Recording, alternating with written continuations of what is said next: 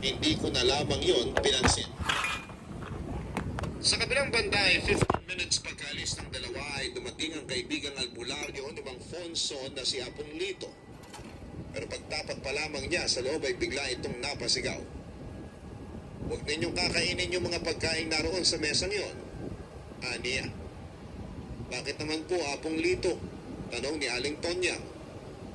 Dahil niluto yan ng demonyo. Kapag kinain nyo yan, makukulam nila kayo. Itapon nyo ang mga yan, sabi ng matandang albularyo. Agad namang lumapit sina Papa at Mang Fonso sa mesa kung saan ay naroon ang mga pagkain. Tinawag naman ako ni Papa para tulungan sila na itapon ang mga yon. Napatingin ako sa mga pagkain.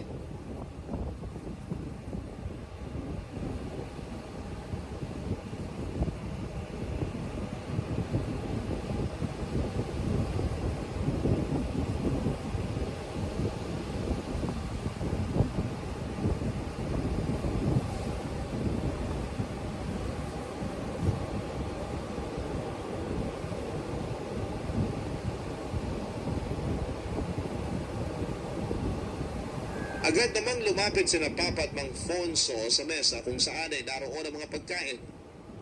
Tinawag naman ako ni Papa para tulungan sila na itapon ang mga yon. Napatingin ako sa mga pagkain sa mesa. May isang pilaong palabok na punong-puno ng mga sahog, na chicharon, hipon, inimay na tinapa at inayat na repolyo. Meron din mga pilaong kakanin tulad ng biko, kutsinta at sapin-sapin. At isang crispy pata na nakalagay sa plato.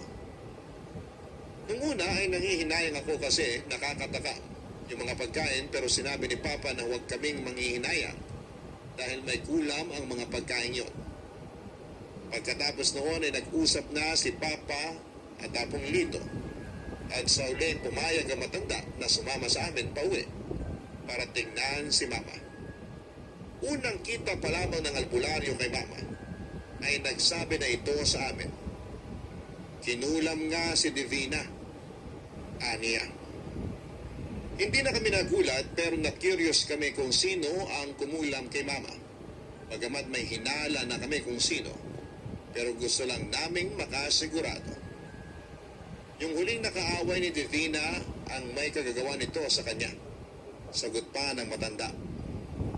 Sa putong yon ay nakumpirma nga namin na si Aling Lorena ang kumukulam